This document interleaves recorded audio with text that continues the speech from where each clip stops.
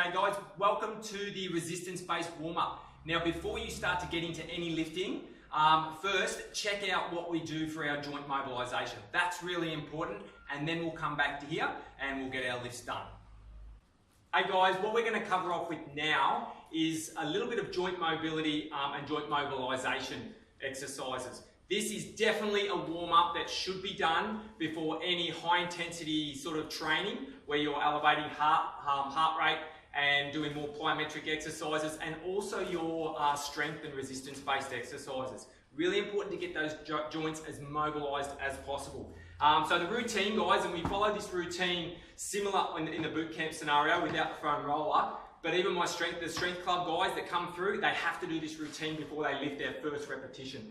So how this one rolls, guys, what we're trying to do, back is a really important one, really to get all those spinal processes working, and you only need to spend about 30 seconds on this. You want to have your elbows forward to open up your scapulars and get right in there, but all you want to do, you can keep your hips on the ground on this one and just roll back and breathe. You don't even roll, just breathe, and as you breathe out, just try to roll back a little bit and breathe in and out and drop down a little bit more. And really, you're probably looking at 4 to 5 breaths on this one, just to open up that upper spine. Now, when you finish that one, we go into a few little yoga poses, actually, guys, because these are really good to keep that to keep the spine nice and long and to stretch out that spine. So the first one is a downward dog. Now, what we're looking at with the downward dog, and I'm no yoga guru either, okay, but we really want to push the hips up to the sky and drop the shoulders down.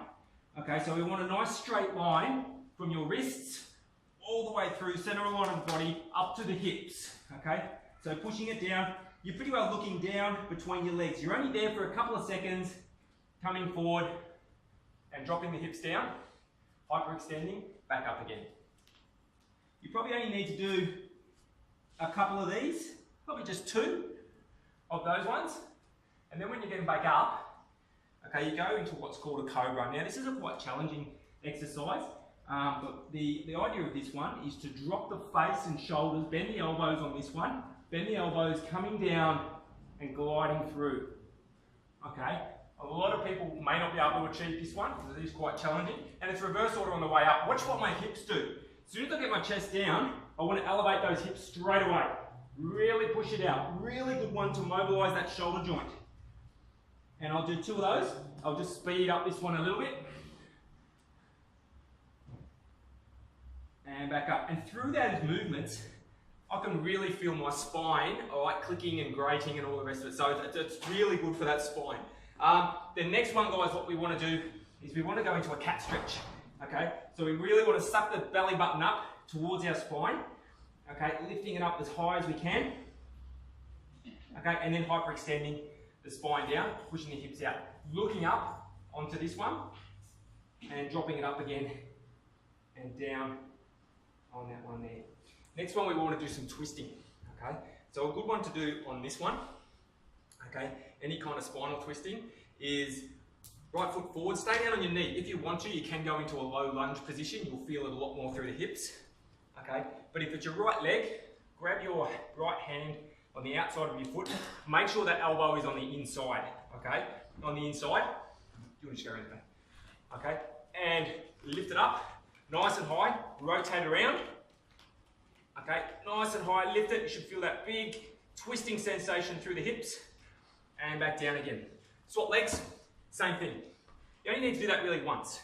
Okay, you don't have to do it a huge amount of times. Like I said, this whole mobility warm-up should only take around about 3 minutes. Okay, now once you've done that one, it's really important. What we haven't really mobilised yet is too much of our knee joints. So it's almost like a duck walk, dropping down into that position. Okay, so the knees are as mobile as possible. Once again, grab the feet and slowly standing up. So you feel that little bit of a stretch through the hamstrings and back down. It's not important to keep the back straight on this one. Okay, so you can just keep that back rolled over. If you can straighten your legs, great. If not, doesn't matter. And that is a good little exercise demo that's really going to get these joints mobilised before you either start lifting or doing your high intensity exercises. Once you've completed your joint mobilization exercises, it's now time to come in and actually do a few sets of warm-up sets before you even start lifting on the weight that you'll be lifting. Now, remember, all good resistance-based programs, guys, should have one of the big three to start with. That should be your first exercise, either deadlifts, squats, or chest press. Now, we're going to use deadlifts as an example today. One of the best and most scientific ways to prepare the body both physiologically and psychologically for your lifting, guys, is to do around about 4 to 5 sets of just warm-ups before you get into your first working set. So the warm-up sets should consist of, I'm going to do 4 today. So the first set, I'm going to be looking at 25% of what I'm going to lift. The second set's 50%. The third set is 75%. And the last set is going to be 100%. So that's what my working weight's going to be. So the way I work is 25% at 12 reps, then 8 reps for 75%, 6 reps for 75%, and 8 reps for 50%. And then the last one is just 3 repetitions at my working weight. Because you remember, I might be lifting rep range anywhere between 8 and 12 today. So it doesn't make sense in the warm-up to do 8 or 12 at my working weight.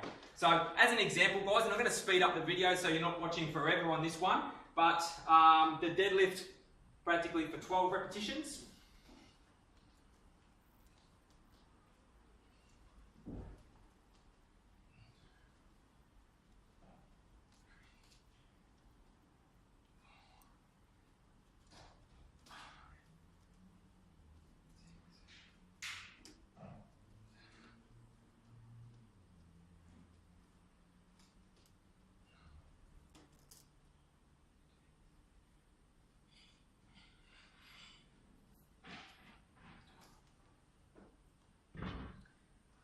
Now 12 reps should be nice and light, very easy. You do not have to wait any specified amount of time before you get into your next set. Now I'm not going to use collars today, otherwise it'll take too long on the video, but you should always be putting your collars on after you lift your weight. So the second set, so this is going to be 40 kilos. I'm going to say my working weight today is 80 kilos. So this one is 8 repetitions.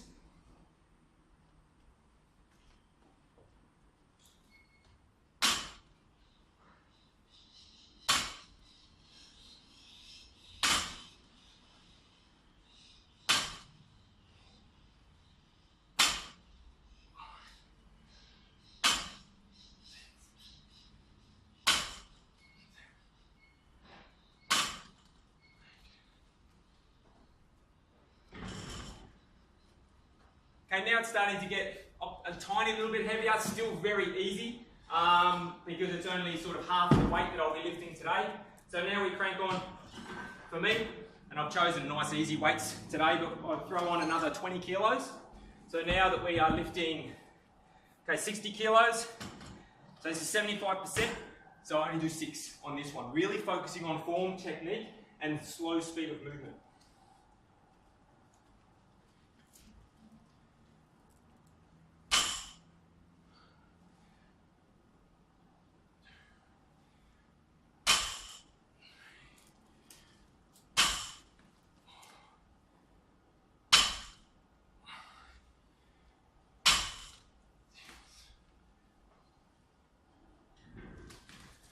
Now that 6 is done, guys, starting to feel it a little bit, not too much, certainly not enough where I need to take any extended break. With the warm-ups, guys, unless you want to be at the gym for hours and hours, for the warm-up sets, you should be able to, by the time it takes you to replace the weights or add the weights on, is the only time you need to rest. So I've done my 6, boom, I'm ready to get into 3, nice and controlled. I usually slow these ones down a little bit because I know that this is my working weight for around about 10 to 12 reps.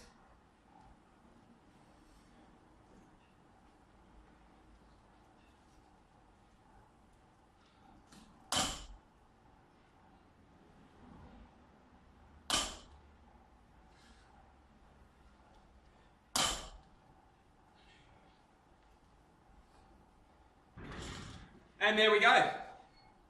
Sweating a bit, warmed up, and ready to lift.